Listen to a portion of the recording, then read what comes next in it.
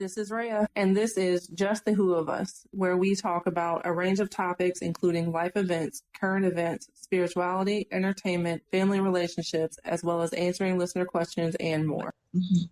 I'm really, really glad to have you here today for a multitude of reasons. But one, because I don't talk about this a ton on my podcast. A lot of my episodes are, like trauma related and things like that.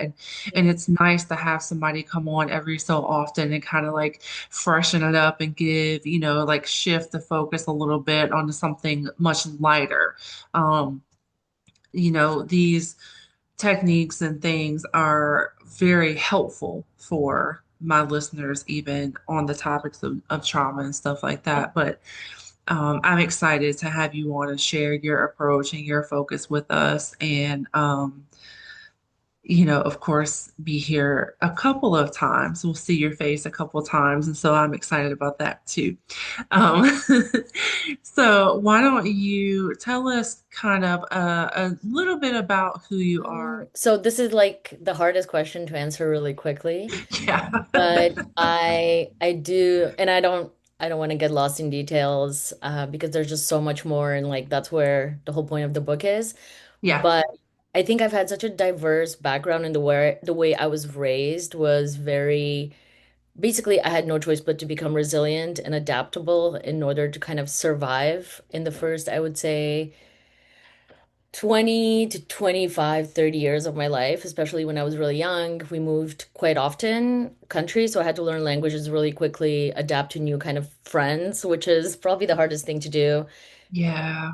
From childhood to adulthood, it doesn't get easier. That's actually, now I'm saying it out loud, I realize it hasn't actually gotten easier since we were children.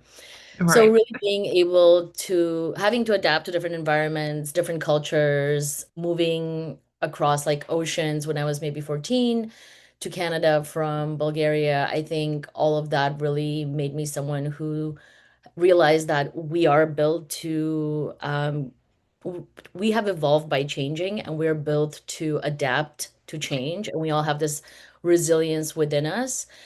And as I went into, getting a very like traditional degree and wanting to be corporate successful, successful in a corporate field, that was really my focus after I graduated. And then one day I just started realizing, well, I'm not happy. Like this is not even about money. And I know that's a privilege, to get to a point where you can say, oh, like I'm not even concerned about money in the sense that I know I can figure it out. Right. But I don't want to keep sacrificing kind of my happiness for money, approval, kind of fitting into the rat race. And I think that happened like maybe 7 years ago. And I did recently discover something called human design, which I recommend to everyone to look into their human design. Not everyone. It's kind of still niche. Some people even think it's a cult, which it's not. It's just like astrology. You choose to take away from it whatever works for you. But when I discovered human design, this like spiritual awakening stage and change stage where you find yourself is about 7 years. And I think now I'm at like, by writing this book, I'm on year seven. So it's kind of started in 2019. So now I'm like 6, 7 years into the process. And this process of awakening is just very lonely. And like, once you kind of start awakening, everything you kind of thought was what you wanted before doesn't seem to matter anymore. And you're like, who am I? And so it's a process, and just embracing that there's no end goal and that we're always going to transform, change, and grow. And we have this capacity, which is like a miracle. We're magic in that sense.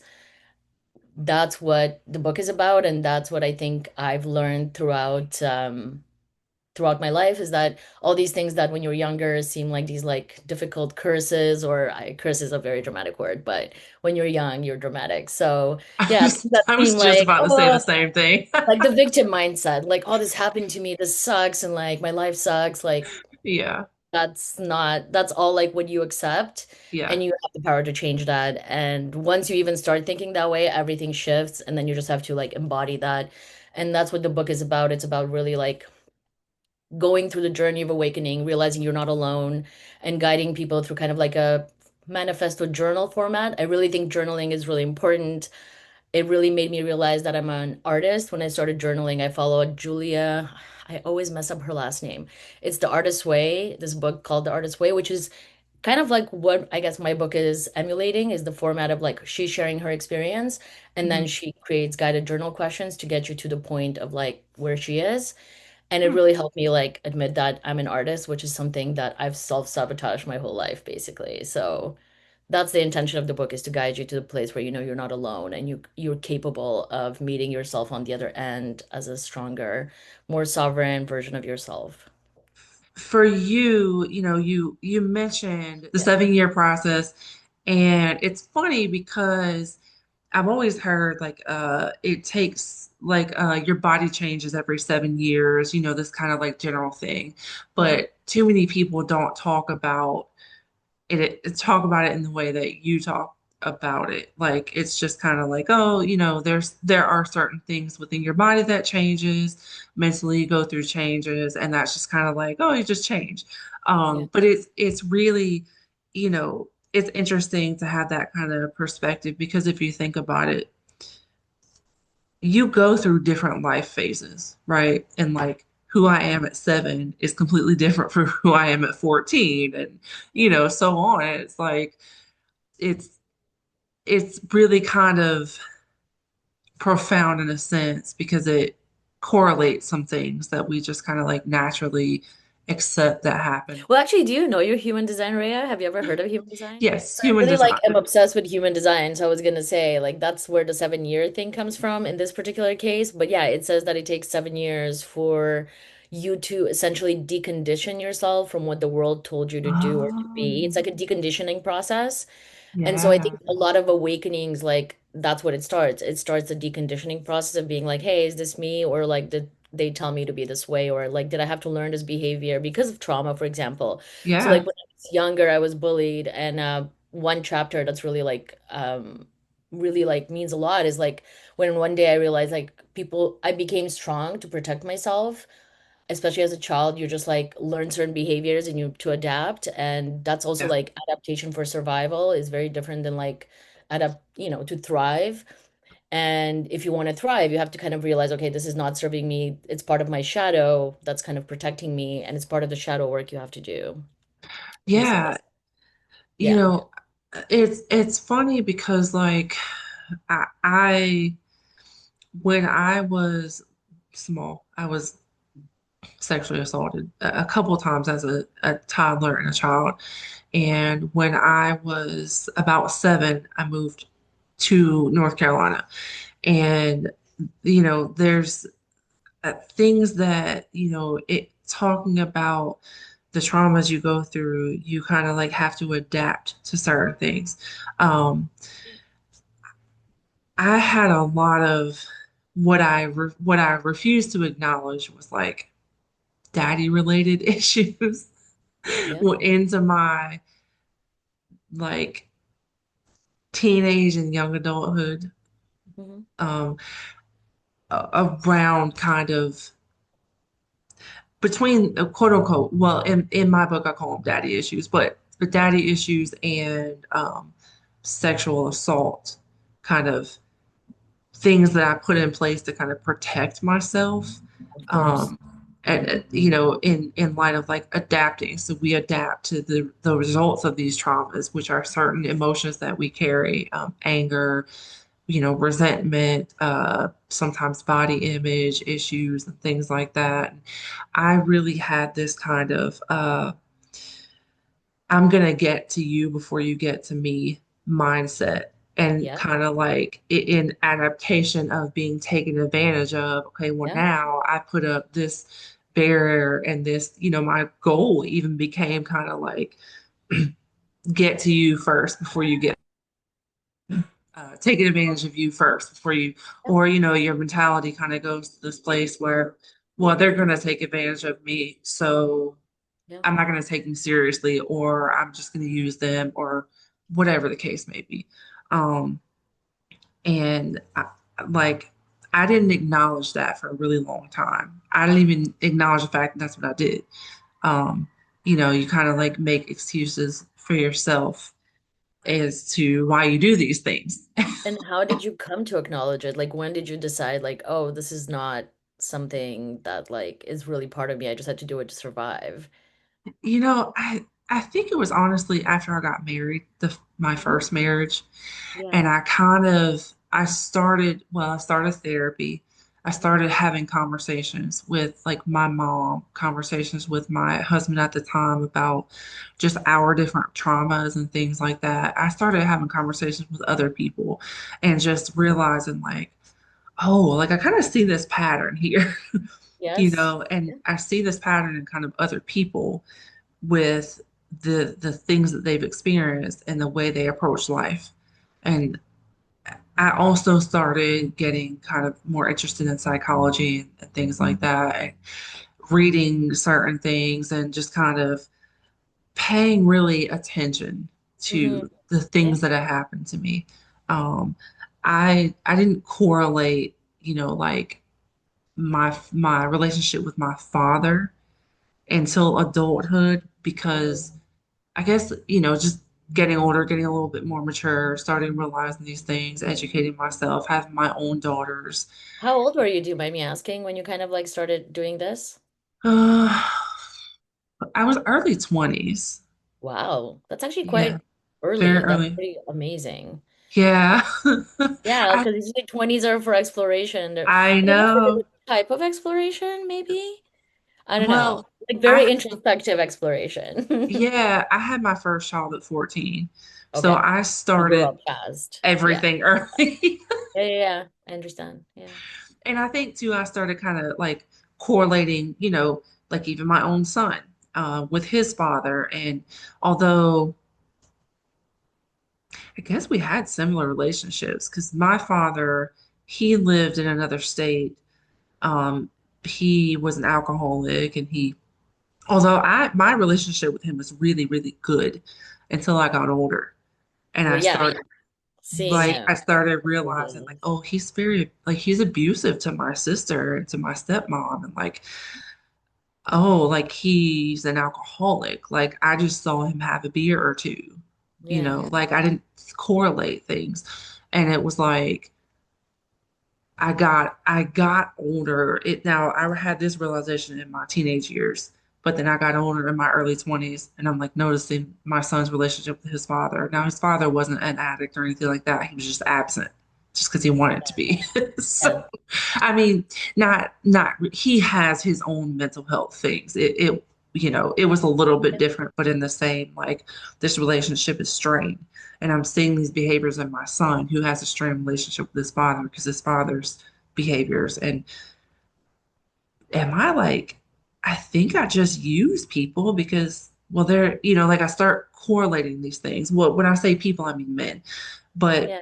I started correlating these things. And then I get into, at the time, what started as a healthy relationship. And I'm like, oh, like I don't have to do this with you because you're a good person, Yes. and I think part of that maturity level, we got married when I was 20 and I already had two kids at that point. And so, like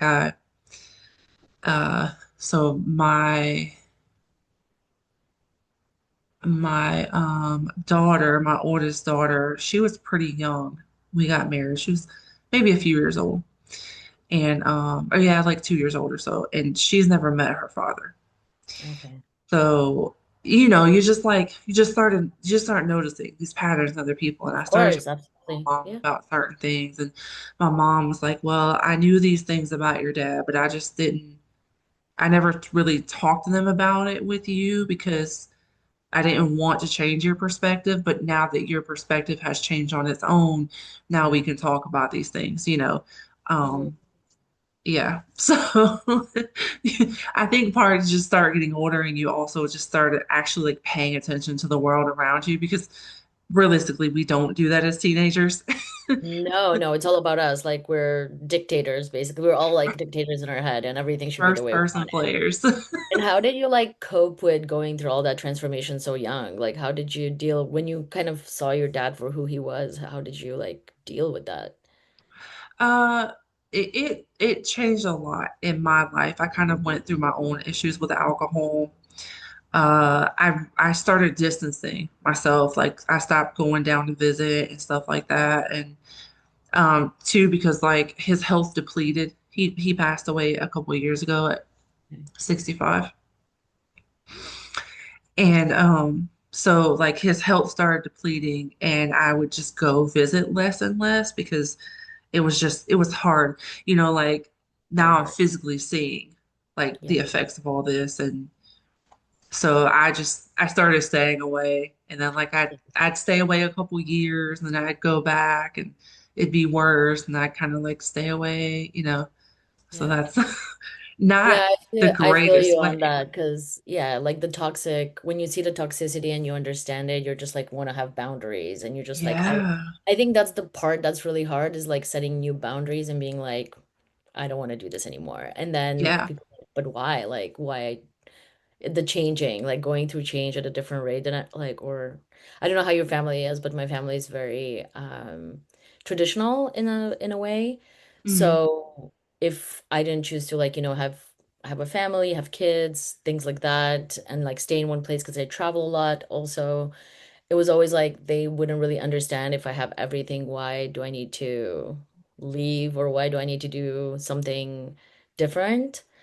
And I think setting those boundaries and even like I didn't talk to my dad for 2 years because I just needed to set a boundary but like I don't want to like I'm gonna live my life now. And that was around when I started waking up. Part of that was like setting boundaries in ways that were really scary, but Yeah. Yeah. like make a huge difference down the line. And I still think I don't know how you are, but no matter what I've been through, I hate conflict, like open, like I still am scared to like people not seeing my point of view, I guess, is one of my bigger fears, which is why I don't always necessarily say what I think to the people I love, obviously, the most. But Yeah. I think that it's like, I don't know how to like not, I think that's one of the things I'm still struggling with is how to be like authentic, but also understood or like caring to be understood and Mm. having my point of view understood, which is what I would say I still struggle with. Because, like, so part of actually human design, if ever you get into human design, is we all Hmm. have different energetic profiles. And my energy is like, people project on me what they want. I'm kind of like a mirror. Actually, I am a mirror. That is my energy. And sometimes, even if I say nothing, people will project on me like a certain energy or assumption or projection or perception of theirs and there's actually nothing I can do to change it. And I think one of the hardest things to realize is that sometimes there's nothing we can do to change something, especially when it's so personal. And come to terms with like, okay, no, like I can't. And I have this like savior complex. I don't know about you, but I definitely have a savior complex. And I think this is the most recent thing that I've struggled with, I would say, and like I'm breaking down is not wanting to like that saving is also selfish in a way because you think that instead of you dealing with your own issues, you're going to go help someone else, which I never saw it that way. I always thought it was like I a didn't positive think thing, about it like that either. Yeah. but it's deflection in a way because it's like if I'm Oh, like involved with you, I don't have to necessarily like look at myself and I shouldn't have any expectations if I help you or yeah, so it's like you shouldn't have expectations. You should just do it for the sake of, but not right. because you want to save people and you expect an outcome or expect them to listen to you. And that's the part that I've struggled with, I would say, is that people don't necessarily see me for who I am and I have to also realize that saving them is not a way to compensate for that. It's like, oh, if I go out of my way to be nice or whatever. It's not that I don't mean it. I mean it. It's just that it doesn't mean anything. I'm doing it for me. It's kind of selfish in a way too. And Yeah. so, yeah, I've been really like my current struggle is like just I think a lot better now is not to involve myself unless someone asks me, which is part of my energy type is I should respond to things. And I think that's where I had a big shift over the years is because in the corporate culture, it's very like push, push, push for what you Yeah. want. But the moment you stop pushing and actually let kind of things pull you, like people ask you for things and then you answer, at least that's my energy type. I'm here to answer people. Like someone proposes something and then my body tells me, like based on my body, I can realize, okay, this is for me or not, but I should never be pushing. And that's where like a huge shift happened for me. And I was like, oh my God, I can just relax and sit here and just be myself. And when something's for me, it will actually happen. Like I started going to power boxing a few months ago and this person who I wasn't looking for clients or anything, but I was just telling this entrepreneur about what I do, and 2 months later he's like, "Oh, do you want to come do sales for me?" And I was like, And my body was like, yes, yes, I do. I'll try it. I mean, it might not last, and that's okay. Yeah. But it's like this trusting your inner knowing and trusting and then putting boundaries. And like if your body says, no, this is not right for me, even if it's something that, the world is telling you to do, to really like set boundaries and not to try to save people anymore. I think those are my current, yeah, practices. Yeah. I can absolutely relate to that. Like, do people just come up to you and just like start talking to you and like telling you Yeah, about? yeah, like that's part of my like gifts. And so like I'll reference human design a few times just because I find there's just so much information about who you are as a person. And that's part of my gifts is like to listen and to be Mhm. there, but I need to just realize I can do that but like not have any expectations of people actually Yeah, listening. So yeah, or like to basically share my experience with people and share my like opinions based on my experience. That's kind of my superpower. Yeah. yeah. Yeah.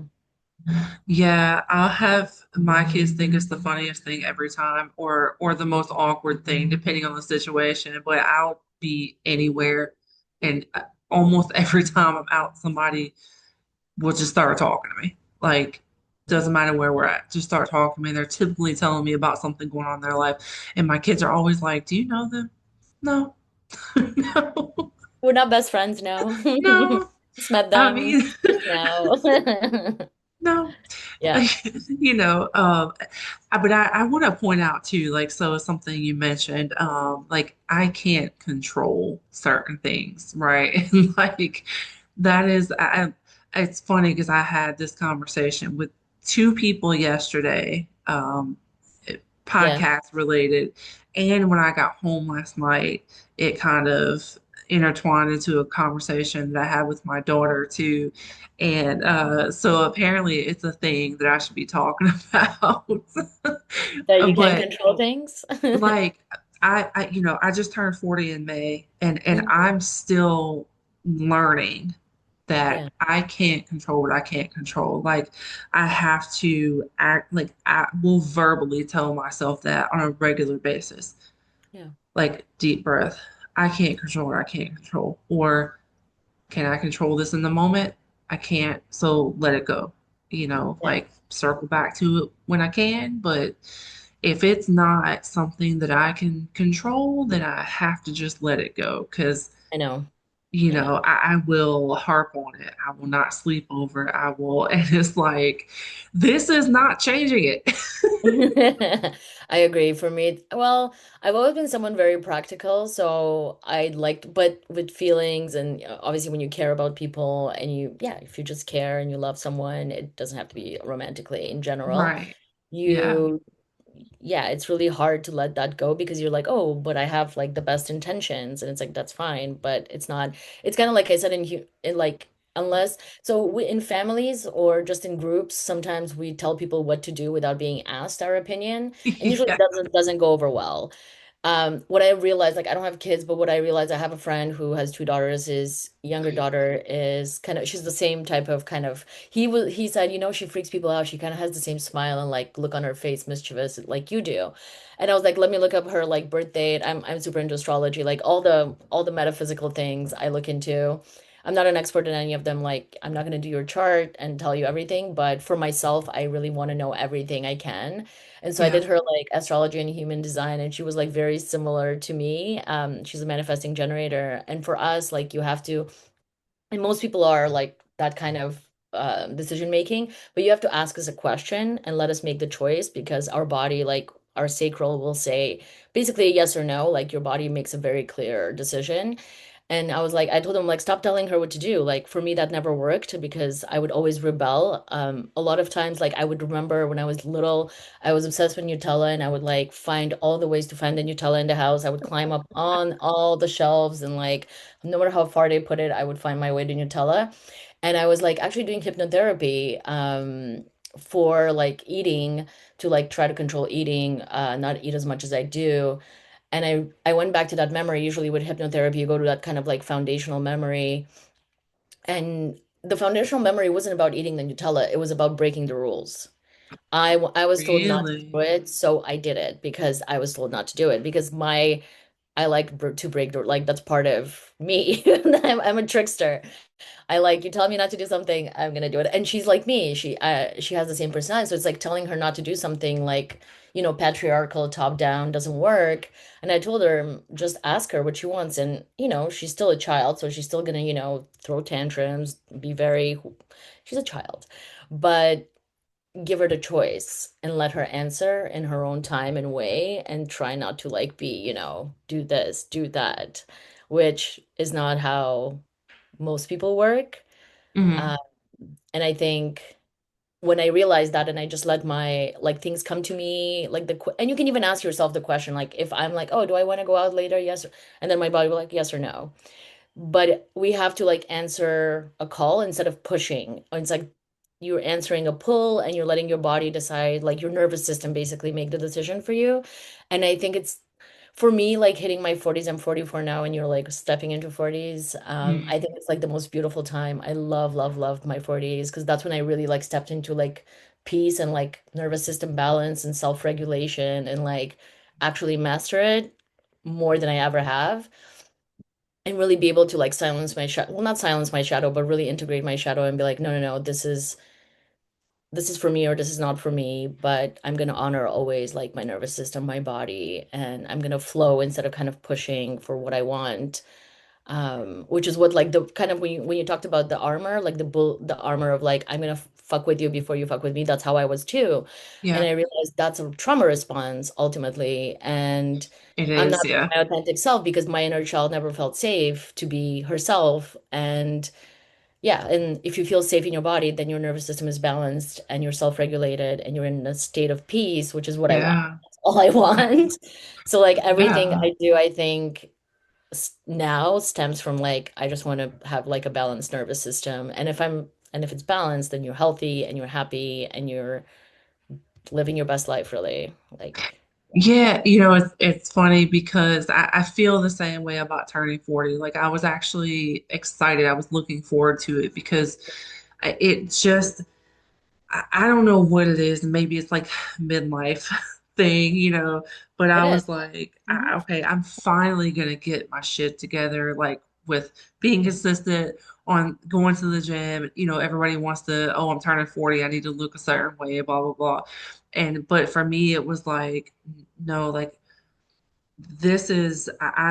I'm focusing on myself now because I've been a mother for 25 years. I've been like a mother since I was a child, and my kids are either mostly young adults and teenagers, and then I have one still like elementary. Well, he's in middle school now, but like kid per se, that I still have to handhold a little bit, and everybody else is pretty independent. And so it's like, okay, I get to focus on myself. I don't have to parent as micromanagingly to it, in Exactly. a sense and everything. And like I'm finally at a point where I can do the things that I want to do in my personal life with podcasting and I have a very solid husband as a provider and Amazing. like That like love that. like I've been waiting on this since I was 14, Hmm. essentially Yeah. to breathe and to be able to focus on the things that I want to focus on and not to say that like being a mother takes away from you being able to do what you want to do, but for Mhm. myself having children and having children with Yeah. men who were not providing fathers, Yeah. as one does at 14, because what did I know? Yeah. you know and then just different things happen in life. I've been this basically sole provider for all five of my children for their lives. I mean, It's amazing, Reah. You should, wow. Honestly, like, I know you're not a single mother now, but I'm sure you've been a single mother before. Like, I think single mothers need like medals. Like, that's something I was like, I saw that early on. I was like, and I think that's one of the most fucked up things in our society is like the amount of single mothers and yeah, not just like here. Like, I travel a lot in Latin America. It's there everywhere. Like, women, first of all, it's still very Catholic, so abortion is like frowned upon. Yeah. You just see these women who are in poverty with like three, four children, like, and there's no men to support them. Yeah. And this is totally normalized. And I think this is like Yeah. part of like waking up and just being like, no, like we don't have to perpetuate that. And we don't Yeah. all have that choice. That's the most fucked up thing is like knowing that we don't all like I feel so blessed to like have made the choices and been born where I am in so many ways just because of things like that. And I have the yeah, I think single like the level of like not taking care of children is a really huge problem in our society, and I think that's why it's so important to empower each other because I find like actually women's greatest enemies are other women who perpetuate kind of the same cycles like and it's fucked up because I guess we don't expect as much from men because we're like, oh, we're just used to you guys not doing your Yeah, but best. it's true though. Like Yeah. it's very true. Yeah. Yeah, and I see that like perpetuated, and I'm just like, wow, like you don't. So one of the things that define me, I think, is my grandmother because she was born in early 1900s. She had to like work at 8 years old to like because her father passed away in Eastern Europe in Bulgaria, and her mother and her younger brothers needed support. And when she was married, she had my father, and then she decided she was pregnant again, and she's like, we're really poor. I don't want to bring another. And she's deeply like spiritual and religious, Hmm. definitely very Christian, went to church all the time, but she was like, no, I can't give a great life to another child, so I'm not gonna have this child. But a lot of women don't have that privilege and that like support because I'm assuming my grandfather had to support her. He didn't Right. stop her, like her, she did what she had to do. And I think because I come from women who, like my grandmother and my grandfather, since I was little, were always like, I spent some time with them growing up. They were always like, go to school, learn, and then everything else will come. Like, focus on, yourself. And so I Yeah. never had the pressure. Like, they would be like, oh, when are you getting married? And when are you, whatever. But then once you're like, okay, now I'm too far gone, grandma. I went to school. You can't like drag me into your like marriage and baby situation. Right. Not that there's anything wrong with that. And I'm not judging anyone for anything. It's just, I think I had the privilege of coming from women. Both of my grandmothers were not like actually my parents are both single parents, which is very rare in like traditional family. Really? Yeah, it's super rare. Like, if I talk to other Right. people from like, where I'm from, everyone has more than one child, at least in my parents' generation. So we actually came from like a very kind of different mindset, I think, and that was really helpful growing up is like my grandparents gave me this mindset of like go to school, learn things, be independent, do what you want to do, but and then other things will come. So I never felt kind of that I had to like conform so much to traditional life. But I Yeah. think that's like I'm lucky. In light of, the traditional families conversation, uh, my family was not traditional. So my parents, they were married, they got divorced. My dad had an affair and ended up marrying her, which is now my stepmom, and which I didn't know that until I got older that they were like hooking up while my parents were married. And she admitted it, like she's like, yeah, it happened, but like I fell in love with him and he said he was gonna leave her, which he did, and whatever, whatever. She's super honest. I hated her when I was growing up, absolutely love her now, kind of thing. Good, good, good, good, good. Yeah, that's very important. I was I was biased against her because she wasn't my mom, kind of thing. But we have a great relationship now. But so, you have that. And then my grandma was married, got divorced, raised my mom, and my uncle was a single mom. My mom got divorced, raised me as a single mom. I and so like this cycle just Exactly. continued. And I didn't for a really long time, I didn't see the value in a traditional family. I didn't Yeah, see the value in, I mean, I didn't go to college till I was like late 20s. yeah, And, I didn't see the value in the traditional family or the traditional pattern, like graduate, go to college, get into a career, blah, blah, blah. I did the complete opposite because that was kind of what the women in my family did. yeah. And I really, now now that I'm remarried, I'm in a very solid relationship, very healthy home, and my mindset has really changed. And while I've told all my kids, like, y'all don't have to have kids. Like, that's completely your choice. And don't let society tell you that you have to. It's Mm. not an expectation of mine. If you want to, by all means. If you don't, that's okay too. Yeah. Oh yeah. You don't have to go necessarily to college per se. Hmm. However, we provide certain things if you do go to college and stuff like that. But, we are really trying to drill into some of our kids' heads, like get a trade, like learn a trade, learn, Yeah. regardless of how you do it, like create yourself a stable future. Hmm. It doesn't have to be traditional, but create yourself a stable future. Um, if you are going if you're going to bring a child in the world, do it in a full and stable relationship.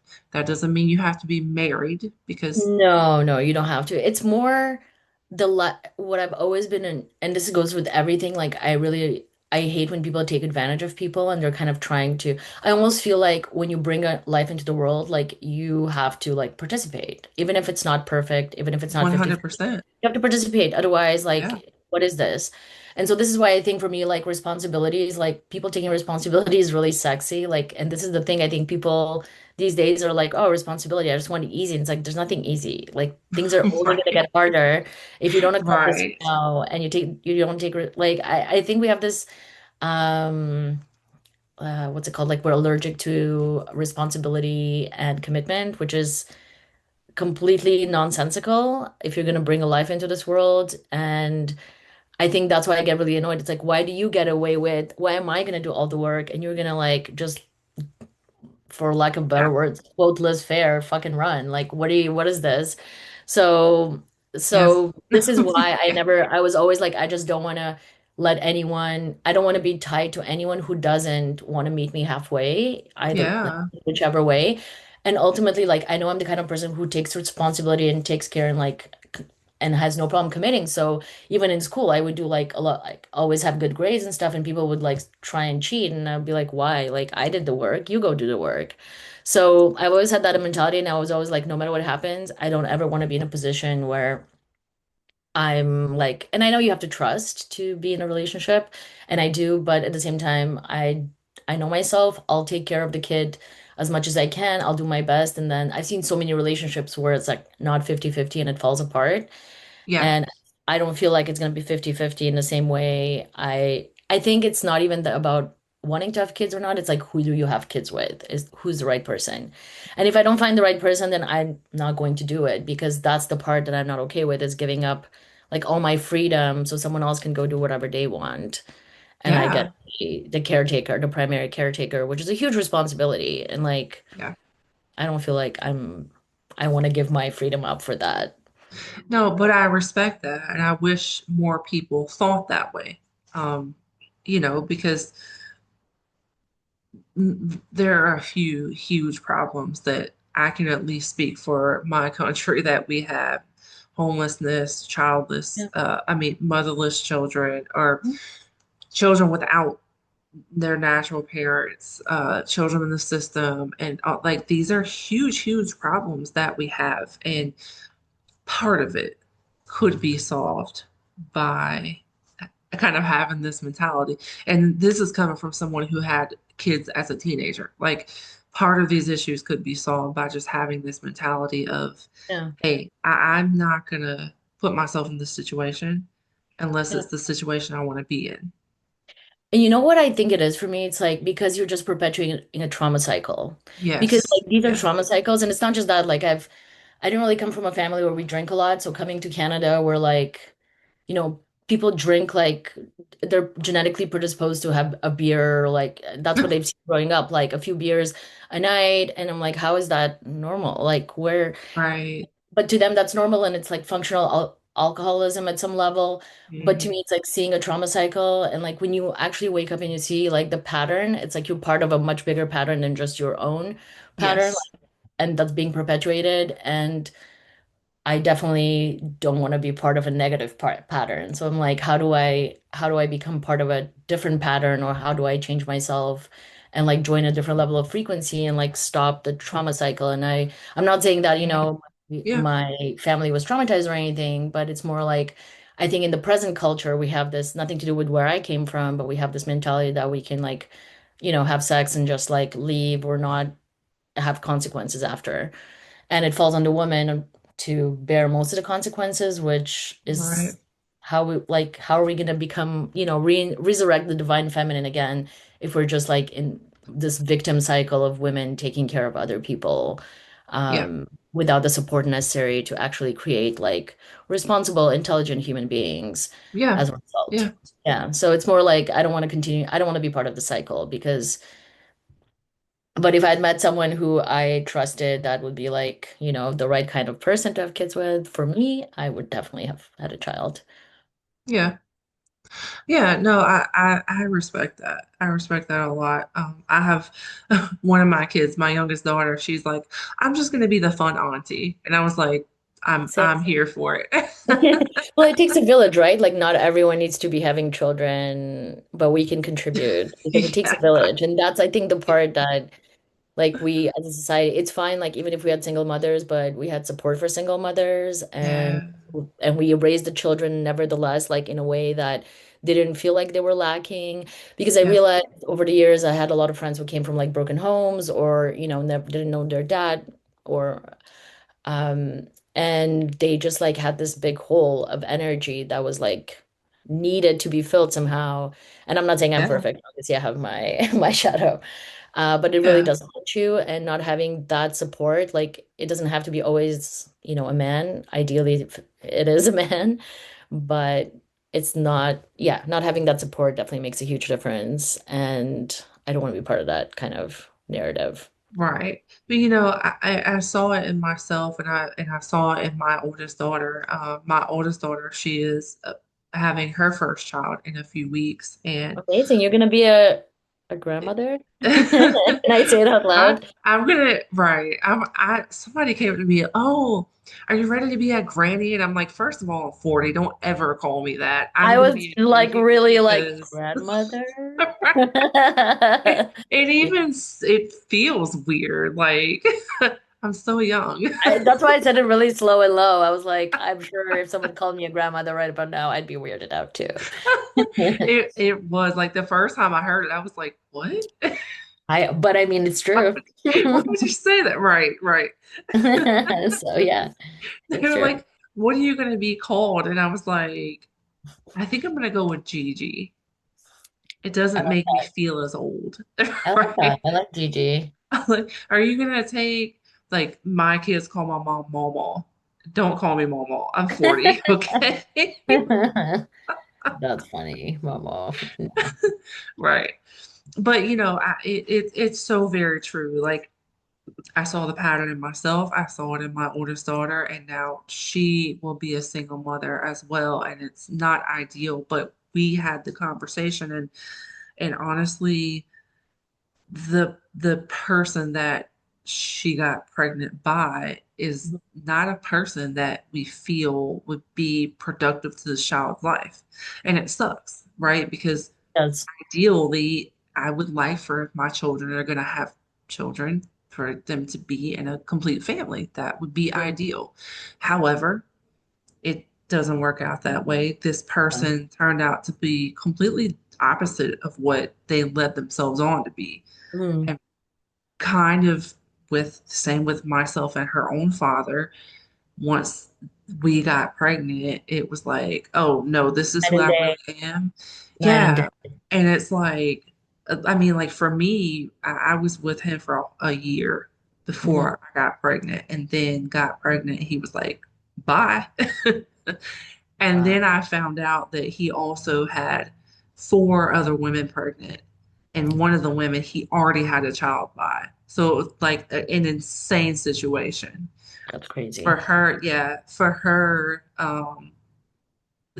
this person had another partner who, like, she didn't even, wasn't No, even about aware to, yeah. not to put all of her business out there, but, like, and it's just, it's kind of another thing that, goes back to like really getting to know people and finding out who people really are and taking that much time before you're sexually involved with them Yeah. because now we're in these situations that these people aren't going to be a part of, and now we find out that they're unhealthy people, and we can raise that child and we can be successful, but it's just so much harder, you know. Yeah. It's a lot more stress on you and then on her. Yeah, Yeah. it's a family. And she's lucky to have you, but not everyone Thank is. you. Well, yeah, I mean, you've been through it already. Like you can give her the right kind of support. Right. Right. Yeah. Lucky to have Yeah. you, Thank definitely. you. But yeah, I think we're all waking up slowly but surely, and I think I'm looking forward to kind of that women doing this. Like I think we're at the forefront of like waking up and figuring out like what's serving us and what isn't. Yeah. And it's Yeah, really, definitely. really beautiful to see like over time that like I think we are improving. It's just taking time to kind of Right. realize. Yeah. Yeah. Yeah. Um, tell us just briefly about, before we wrap up, just briefly about the book that you have coming out in October. Yeah. The book is called Sovereign as Fuck. It took me a little bit of time to figure out the title. I had a lot of more poetic titles, but I think Sovereign as Fuck is very descriptive of what the ethos of like the spirit and the theme of the book is, which is a combination of manifesto, like memoir from my own experience, and then journaling on shadow work, healing your inner child, and kind of breaking those patterns. And it's really also meant to inspire you to understand that you're not alone. Like we all go through these traumatic situations, but it's kind of how we deal with it and the capacity we have inherently to actually like heal ourselves and change the pattern. That is like the magic of life. And once you tap into that energy, it's a whole different ball game. And I just that's the energy of sovereignty for me. It's like when you're in control of yourself and you know yourself so well that you become your own best friend.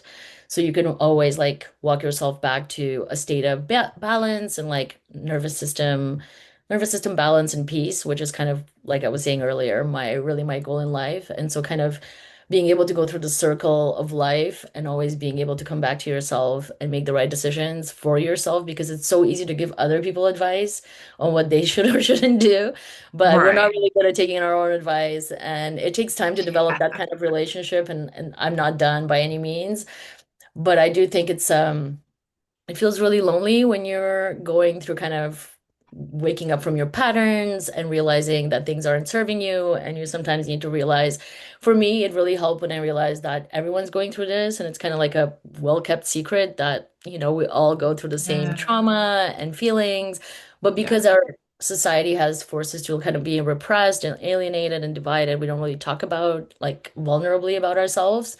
Yeah. So this is meant to kind of vulnerably show that, you can go from fear to like your most real, authentic, sovereign self. You just have to walk through it and just move with the process and just become your own best friend, basically, over time. And it's possible, and it's like probably the best thing you can do with your life, at least for me. So, yeah. I love that. I love that. Become your own best friend. Yeah, it's weird to say, but like, because I really went through a period of losing a lot of long-time friends, which still feels like shitty. I Yep. don't think it's ever gonna Yep. stop because we always think people, who have been around for a long time, especially once we get to our 40s, like these are the people who are gonna be by our side like forever. But it Yeah. turns out that when you do kind of start breaking patterns and seeing patterns, then you kind of see that we're not on the same kind of track. And like I said, you can't control people, you can't force them to do anything. You just have Yeah. to let it be and like come to terms that like you can give yourself the love you deserve and you need. Like you are already whole. You just have to kind of make that relationship with yourself, which is really part of shadow work. It's like you just need to get to know yourself and accept yourself and not judge yourself and create the safe space within you. And then Yeah. from there on, like you know how to always be your own safe space. And I don't think there's anything more beautiful like than that, because then you can share it with other people and hopefully like amplify that. Yeah. I have three people that I really consider like that's my friend, and I Hmm. had to kind of like teach my kids like, hey, even my husband, I had to teach him at one point, like, hey, everybody isn't your friend. You have associates, Yes. and that's fine. Yeah. Because he would say my friend to everybody. I'm like, but they're not. You have associates and then you have some friends. And that, but I teach my kids the same thing. And I remember my oldest daughter when she was smaller, her kind of having that realization, like, Mhm. I thought everyone was my friend. And then, I noticed certain things in certain people and I learned that, like, oh, I have associates and then I have a few friends. Yeah. But like it was for me, like in my 20s, I started realizing like, oh, like some of these people aren't growing up. And I noticed, I had an issue with alcohol for a short period, maybe like a couple years. And I started learning like certain people that were my friends, like were doing drugs and just all these things. And then still at 30, where I'm not doing any of that, Exactly. Yeah. they still are. And Absolutely. it's kind of like, I love Absolutely. you, but I just can't have you in my life. Well, because you're on a different frequency and it's not like Yeah. toned down. It's not negative or positive. It's just you're on a different frequency, Yeah. no longer vibing on the same frequency. And it Yeah. takes time to recognize that and it takes time to accept that, these people who know you really well and you've been through a lot and you have so many memories together are no longer kind of part of that same frequency and that's okay.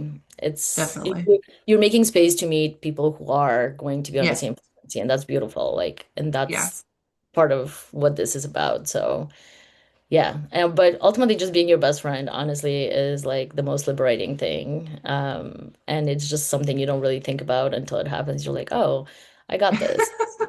I got me. Like I might not have anyone else, but I got me, so I'm good. Yeah. Yeah. Yeah. Well, Well, we'll thank be you in for touch being for here. next time. Well, yeah, thank you so much, and I hope you have a better rest of your day than Thank you. the beginning. I think this honestly helped. It did. So Okay, I good. appreciate that. Two listeners listening at each other. Right, right. Yeah. Thank you so much. Have a great day. Thank you. You too. Bye. Care. Bye. Check us out on YouTube at Reah Higgs, ReahHagues. You can also keep up with us on Instagram at Just the Who Podcast.